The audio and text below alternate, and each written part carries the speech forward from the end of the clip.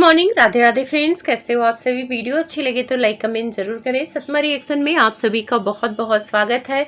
तो फाइनली राज फैमिली जो controversy hold करके आई थी, 15 दिन से सब कुछ नॉर्मल चल रहा था इनके घर में, और मुझे लग भी रहा था, मैंने एक दो वीडियो में बोला भी था कि आंटी इतना ज्यादा बोल रही है तो कहीं ना कहीं कंट्रोवर्सी करने का मन है। और ये प्लान कंट्रोवर्सी है, स्क्रिप्टेड कंट्रोवर्सी है। जो 15 दिन पहले भी कंट्रोवर्सी हुई थी वो भी स्क्रिप्टेड कंट्रोवर्सी है, और अभी भी इनका स्क्रिप्ट जारी है। और जारी रखने का मेन कारण यह है कि छोटे नवाब को चाहिए पैसा और आंटी जी को भी चाहिए पैसा, क्योंकि आंटी जी 2 वीडियो में अपना दुखड़ा रो चुकी हैं कि उनका बहुत ज्यादा खर्चा हो गया है और वो जाने वाली हैं अमरनाथ यात्रा पे। तो आपको पता है अमरनाथ जाने पे कितने खर्चे होते हैं, तो खर्चा निकालना है।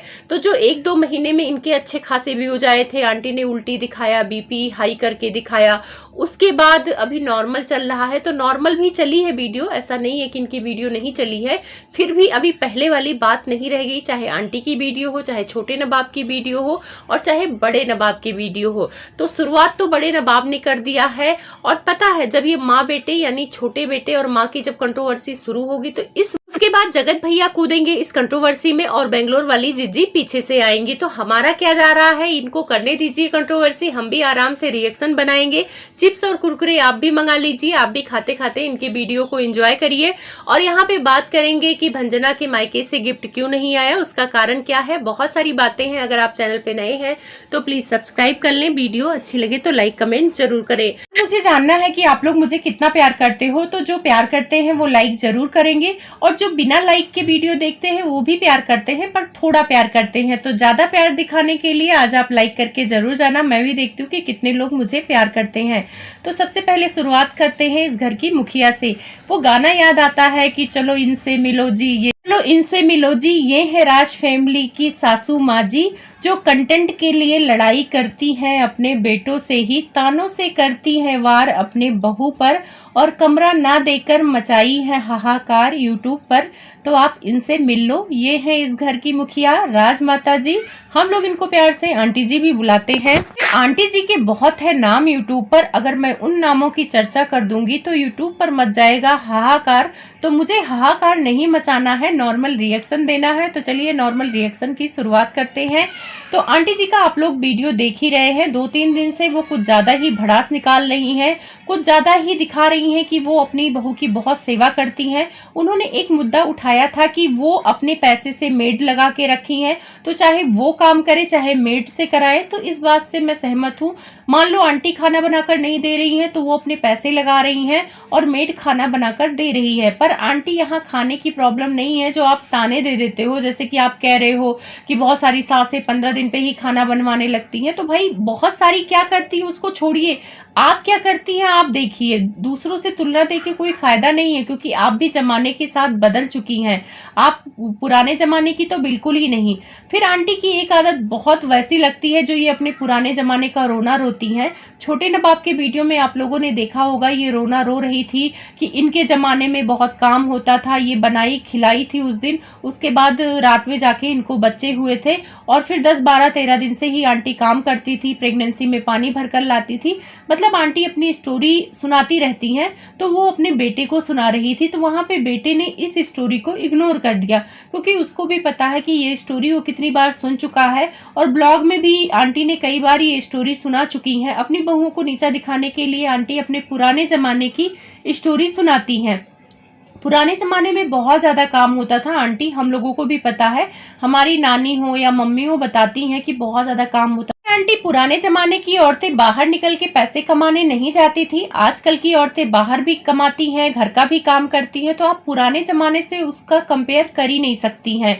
और आप भी तो अब पुराने जमाने की नहीं रह गई हैं, बाकायदे पिन लगा के साड़ी पहनती हैं, स्मार्ट बन के रहती हैं। पुराने जमाने की औरतें पिन लगा के साड़ी नहीं पहनती थी, इतना मेकअप भी नहीं कर पाती थी, उनका पूरा टाइम घर के कामों में निकल जाता है।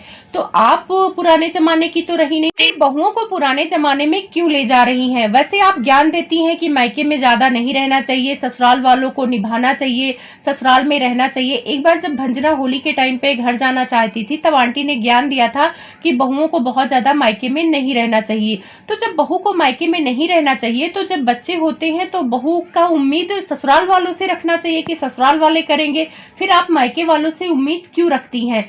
आपकी बेटी का डिलीवरी हुआ था आंटी जी, आपने उसको एक बार भी ताना नहीं सुनाया कि आप उसको कितने दिन बिठा के खिला रही हैं, कितना मालिश हो रहा है, आप बच्चे का मालिश कर रही हैं, कितने पैसे में मालिश वाली आई है, ये सारी चीजें आपने नहीं बताया था। इसलिए नहीं बोला क्योंकि वो बेटी है और बेटी का करके मां नहीं बोलती है। जिस हिसाब से आज आप उम्मीद लगा रही हैं भंजना के मायके वालों से कि उनकी बहन को आके रहना चाहिए, उनकी भी जिम्मेदारी है क्योंकि भंजना मायके में भी खाना बनाती है, तो क्या बेंगलोर वाली जिज्जी ससुराल में खाना नहीं बनाती रही होंगी? तो उस हिसाब से तो बेंगलोर वाली जिज्जी के ससुराल वालों से भी आपको उम्मीद रखना चाहिए कि भाई आपकी बेटी ससुराल में खाना बनाती थी तो उन लोगों को भी सेवा करने का हक है। चलो मायके में करती थी तो आपने कर दिया सेवा, लेकिन ससुराल वालों का हक है। लेकिन ससुराल वाले मौके मौके पर आए, छठियार में आए, लेकिन ऐसे सेवा करने के लिए कोई नहीं आया, तब आपने ये मुद्दा नहीं उठाया था। रही बात गिफ्ट का, तो उस टाइम पे भी आपने गिफ्ट का मुद्दा नहीं उठाया था कि ससुराल वालों से क्या गिफ्ट आया क्या नहीं आया, जैसा कि आप भंजना की मम्मी की तरफ से गिफ्ट का मुद्दा उठा रही हैं, बोल रही हैं कि मेरे में कमेंट आ रहा है, चाहे कमेंट ना भी आ रहा हो, ये कमेंट छोटे नवाब के वीडियो में आ रहा है, आपके वीडियो में नहीं आ रहा है।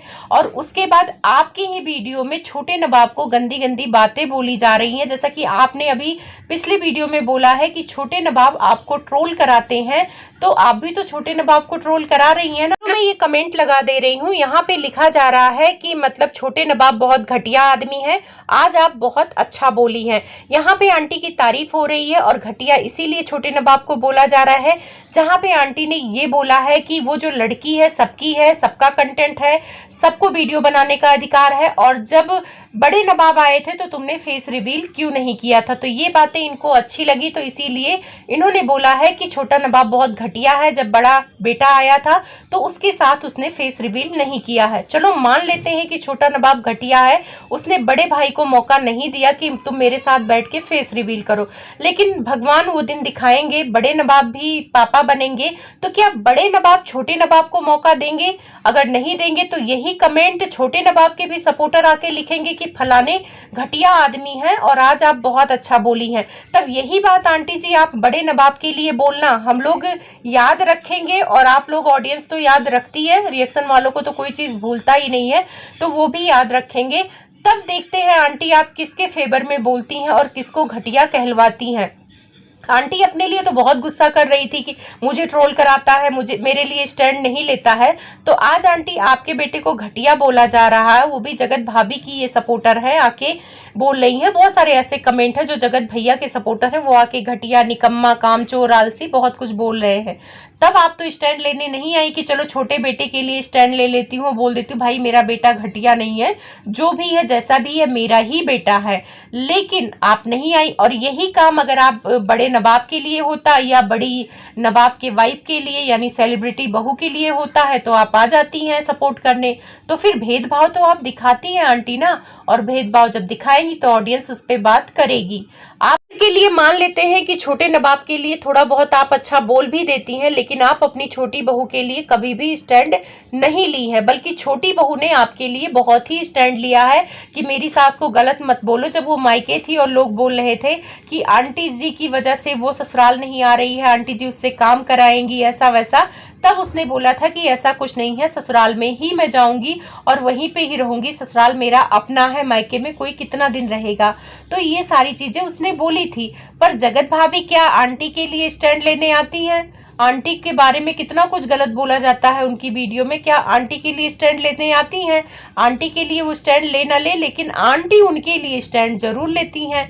अभी कमेंट को लेकर ही लेने आई थी कि आप लोगों ने गलत कमेंट किया इसीलिए मेरी प्यारी दुलारी बहू सिवान नहीं आई, और जब प्यारी दुलारी बहू सिवान आई तो गिफ्ट को लेकर लोग बोलने लगे तो आंटी के पास जवाब नहीं था, तो ये ऑडियंस पे ही भड़कने लगी। कि जाके जगत भैया से पूछो। आंटी वैसे तो जगत भाभी के उस पे आप बोलने आती हैं कि मेरी बहू है, मैं अपने बहू के लिए स्टैंड लेती हूँ, तो जब बड़ी बहू पर ये इल्जाम लग रहे थे कि आपके छोटी बहू के बच्चे के लिए कोई गिफ्ट लेके नहीं आई, तो आपने खुल के क्यों नहीं बोला कि भाई नहीं लेके आई, 100 रुपये 500 रुपये जो भी दिया दिया। लेकिन वहां पे आपने नहीं बोला, वहां पे सारा इल्जाम बड़े नवाब पर लगा दिया कि जाओ बड़े नवाब से पूछो उन्होंने क्या गिफ्ट दिया है, और उसी में लपेटे में ले लिया भंजना की मम्मी को कि उनकी नानी ने क्या गिफ्ट दिया है, जाके छोटे नवाब से पूछो। जहाँ तक मुझे नॉलेज है, दो तरीके के लोग होते हैं। जैसे कुछ लोग होते हैं छठियार में आते हैं तो गिफ्ट दे जाते हैं, लेकिन मेरे यहाँ क्या होता है कि जब बच्चा होता है और जो पहली बार मायके जाते हैं तो मायके बनता से जाते हैं, तो जब बनता से जाते हैं मुहूर्त देख के जाते हैं, तो जब उधर से वापसी होती है तो मिठाई फल फ्रूट सारे देते हैं, और उसके बाद पूरे ससुराल वालों को कपड़ा देते हैं और बच्चे को भी गिफ्ट देते हैं। तो मुझे लग रहा है कहीं भंजना की मम्मी के दिमाग में तो यही नहीं चल रहा है कि जब बनता से मेरी बेटी मेरे घर आएगी तब मैं उसको मिठाई वगैरह देके विदा करूंगी। हम लोग के यहाँ होता है जब बनता से जाते हैं, और अगर लड़का हो जाता तो एक ही बार बनता पड़ता है, और अगर लड़की होती है तो लड़की का भी बनता होगा, और उसके बाद लड़का होगा तो लड़का का भी छुड़ाना पड़ेगा। तो बेटी का भी है भाई, इतना तो पैसे किसी के पास नहीं है कि छठियार में भी गिफ्ट दे दें, और उसके बाद जब भंजना मायके जाएगी तब वहां से वापस आएगी तब भी लोग पूछेंगे कि क्या गिफ्ट मिला है। तो इसीलिए मुझे लग रहा है कि भंजना की मम्मी बनता का इंतजार कर रही हैं कि जिस दिन मुहूर्त निकलेगा वो अपनी बेटी को ले जाएंगी, और जितना रहना होगा रहेगा, उसके बाद बनता से वापस भी आएंगी, मुहूर्त देख के वापस भी आएंगी, तब मिठाई भेजते हैं और वो मिठाई पूरे मोहल्ले में बांटा जाता है और बच्चे को गिफ्ट दिया जाता है, गोल्ड सिल्वर, पूरे परिवार को कपड़ा आता है। तो वही चीजें हो सकता है भंजना की मम्मी करें। ऐसा नहीं है कि भंजना की मम्मी के यहाँ से कुछ आता जाता नहीं है, लेकिन भाई आंटी मुद्दा तो बनाती हैं। आप लोगों को याद होगा एक बार जगत भाभी के लिए कपड़ा नहीं आया था खिचड़ी में, तो आंटी ने कितना मुद्दा बनाया था, क्योंकि उन लोगों को लग नहीं रहा था कि जैसे जगत भाभी आ जाएंगी। और जब उनका गिफ्ट आया तो उसी के एक दिन पहले जगत भाभी आ गई थी, तो वहां पे बहुत ज्यादा मुद्दा बनाया था आंटी ने कि नहीं आया है गिफ्ट, चलो मैं अपनी ही साड़ी दे दूंगी, ऐसा वैसा। आप लोगों ने तो वीडियो में देखा है। तो आंटी वैसे बोलती है कि नहीं कोई फर्क नहीं पड़ता है, भगवान ने इनको सब कुछ दिया है, लेकिन जहां मौका पड़ता है वहां बोल भी देती हैं। और जगत भाभी को भी सुना दिया था, इसीलिए उनकी मम्मी ने मजबूरी में फिर भेजा था गिफ्ट खिचड़ी वाला। तो ऐसा नहीं है कि आंटी को गिफ्ट से फर्क नहीं पड़ता है, बहुत पड़ता है। और छोटे नवाब घर छोड़कर जा रहे हैं, वो टॉपिक मैं दूसरे वीडियो में लाऊंगी, क्योंकि ये वीडियो हो रही है बहुत ज़्यादा लंबी।